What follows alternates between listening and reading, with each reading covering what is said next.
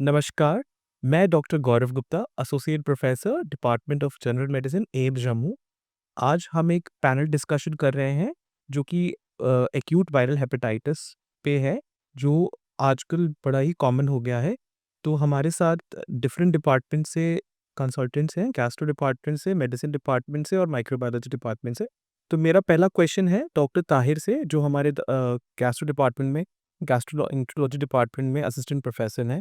Doctor Tahir, acute viral hepatitis क्या बीमारी है और कैसे प्रेजेंट करती है और आपका इसमें क्या एक्सपीरियंस?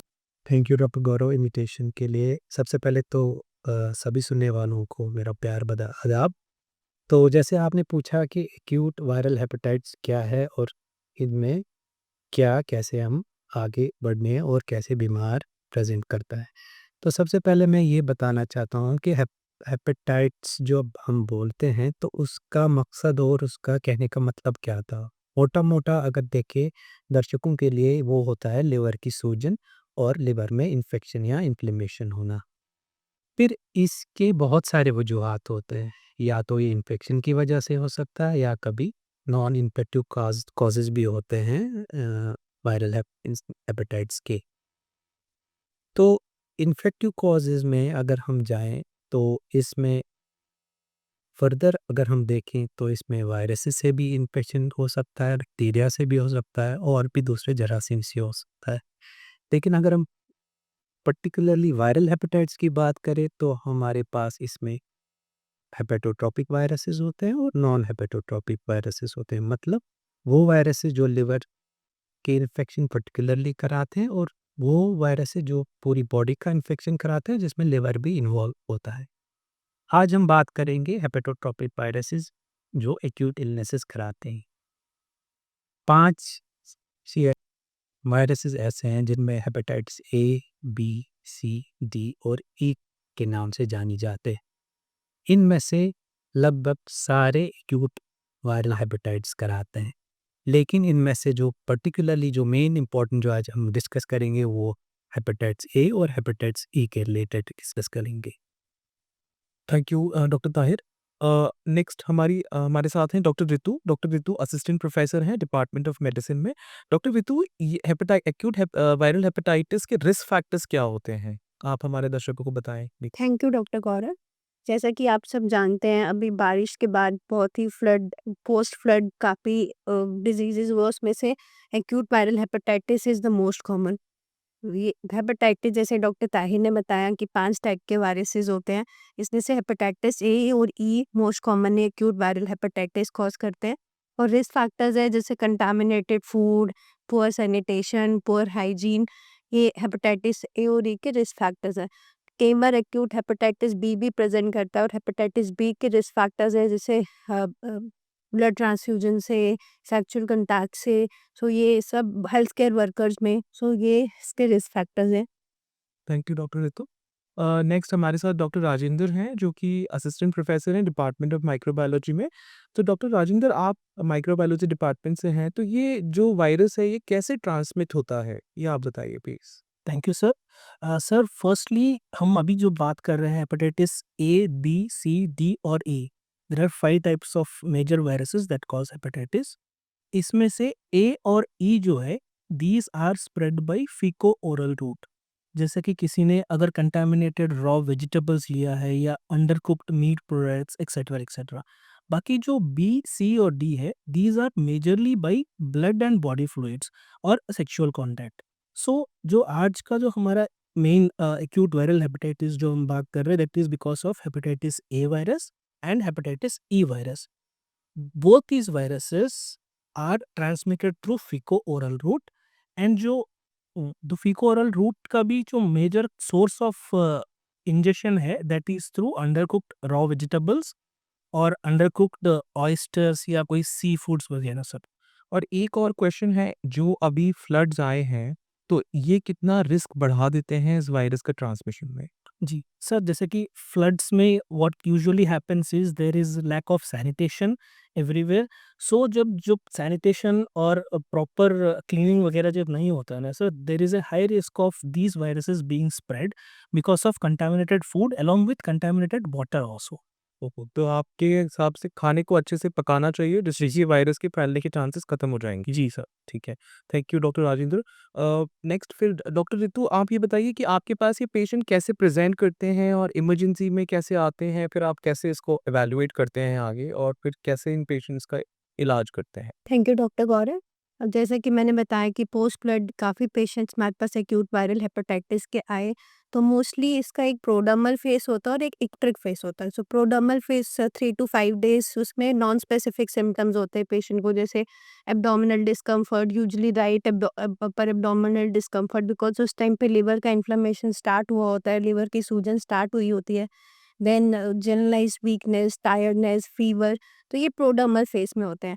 उसके बाद फिर एक ट्रिक फेस आ जाता है जिसमें हमारा जॉन्डिस जो है वो 5 से 15 तक भी, कई बार बहुत बड़ा भी 15 तक भी जा सकता है। और यूजुअली 99.9% ऑफ द पेशेंट्स में हेपेटाइटिस ए और ई स्पॉन्टेनियसली रिजॉल्व करता है। इन 0.5% पेशेंट्स हैं जिनमें एक्यूट लिवर फेलियर हो सकता है। अब ये एक्यूट लिवर फेलियर क्या होता है? एक्यूट लिवर फेलियर मतलब कि पेशेंट को जॉन्डिस है, साथ में पेशेंट को बेहोशी हो रही है, या उसका एक टेस्ट होता है आईएनआर बोलते हैं उसको, या फिर उसका आईएनआर बढ़ गया, तो ऐसी कंडीशन में पेशेंट को एक्यूट लिवर फेलियर हो सकता है। तो ऐसे में ओनली 0.5% पेशेंट्स जो होते हैं जो एक्यूट लिवर फेलियर में लैंड अप करते हैं।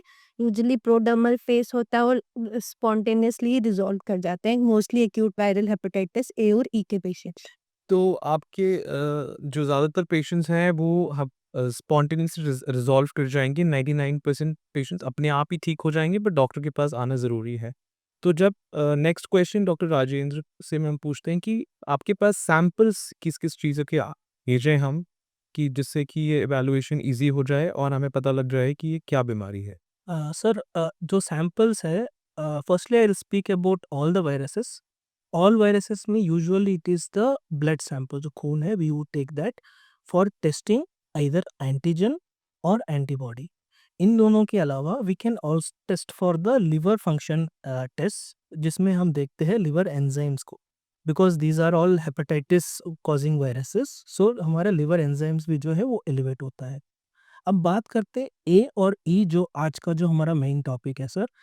ए एंड ई में we can diagnose it either from blood, and जैसे कि मैंने बताया था, these are through feco oral route. We can also take the stool as a sample, जिसमें हम डायरेक्टली वायरल एंटीजन को डिटेक्ट कर सकते हैं। Otherwise from blood we can detect two types of antibodies. One is your IgM, second is your IgG. जो IgM है का मतलब है रिसेंट इन्फेक्शन है, जो आईजीजी का मतलब है it is a past infection. तो इसका जो आप टेस्ट करते हैं उसका कितना सेंसिटिविटी है? मतलब 100 में से कितने पेशेंट्स को आप डिटेक्ट कर पाते हैं? Sir, though testing methods what we are using currently aims, it is based upon sir a technique called as CLIA, CLIA, chemiluminescence assay. इसका sensitivity and specificity is more than 99% usually sir, जिसमें हम blood as a sample use करते हैं। For A we test the antibody, for E also we test the antibody in the blood for the virus.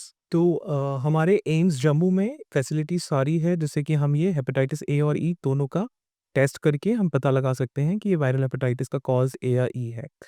मेरा next question है doctor Tahir से। तो doctor Tahir ऐसे patient जब हम डायग्नोस कर लेते हैं, जब आप सस्पेक्ट कर लेते हैं कि एक्यूट वायरल हेपेटाइटिस है, तो फिर आप इसको कैसे मैनेज करते हैं?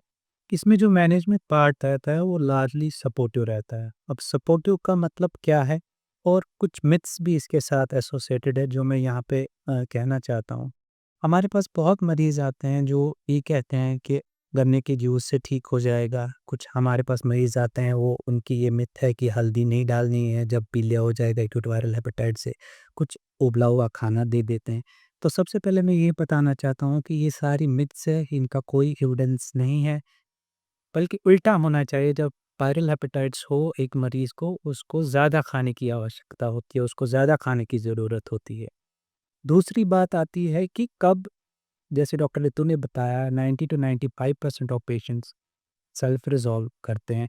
तो कब, क्या वो चीज़ें हैं जब एक मरीज़ या उसका अटेंडेंट अ, उसको वरी करना चाहिए उसको इस चीज़ के बारे में। तो कुछ ऐसी चीज़ें हैं, कुछ ऐसी अलामत है, जैसे अगर उसका पीलिया ठीक नहीं हो रहा है कुछ टाइम के 4 से 6 हफ्तों में, तो उनको फौरी तौर हॉस्पिटल आना चाहिए। दूसरा, अगर उनको बहुत ज़्यादा उल्टियाँ हो रही है और उसकी वजह से पानी की कमी हो रही है, तो उनको हॉस्पिटल आना चाहिए। तीसरी चीज़, अगर उनकी बेहोशी हो रही है, बातें वो ठीक से नहीं कर रहे हैं, इधर-उधर की बातें कर रहे हैं या खून आ रहा है, तो ये सारी चीज़ें एक वरीसम फीचर होती है। और एक चीज़ हमारे पास एक पर्टिकुलर पॉपुलेशन होती है प्रेग्नेंट फीमेल्स की। उनमें एक बहुत ही ज़्यादा इम्पोर्टेंट चीज़ मैं यहाँ पे बताना चाहता हूँ कि ऑल्दो बाकी मरीज़ों में ये रिज़ॉल्व सेल्फ होता है, लेकिन प्रेग्नेंट लेडीज़ में ये थोड़ा-सा इसकी कॉम्प्लिकेशन रेट ज़्यादा है। अगर 1% को लिवर फेलियर हो जाता है प्रेगनेंसी में, इसके चांसेस 20 टू 30% इंक्रीज़ हो जाते हैं।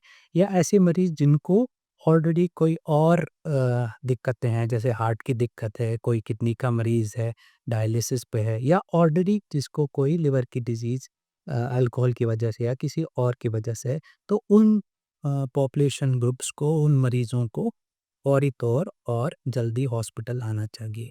दूसरा, इस हेपेटाइटिस ए और ई के लिए क्या कोई दवाई है जो वायरस को मारती है? इसका जवाब है कि अभी इसकी दवाई की ज़रूरत इसमें नहीं होती है। तो पर्टिकुलरली वो दवाई जो वायरस को मारती है, वो किसी मरीज़ को भी चाहिए नहीं होती है। लेकिन दूसरा चीज़ है, तो फिर अगर हम अस्पताल आए तो किस चीज़ के लिए आए? अस्पताल में जो आपको दवाई मिलती है, जो डॉक्टर साहब आपको दवाई देते हैं, वो कॉम्प्लिकेशंस के लिए दे देते हैं।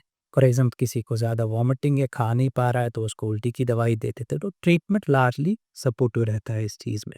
और इसके अंदर कोई वैक्सीनेशन है कि वैक्सीन्स अवेलेबल हैं जो लगानी चाहिए हमें और किन-किन को लगानी चाहिए? इसमें अब दूसरी चीज़ है कि कैसे इस चीज़ से बचा जाए। तो बचने के इसमें 2 रास्ते हैं। एक तो जैसे डॉक्टर साहब ने बताया कि खाना-पीना साफ, व इन जो अनहाइजीनिक प्रैक्टिसेस हमें छोड़नी पड़ेंगी, एक तो वो।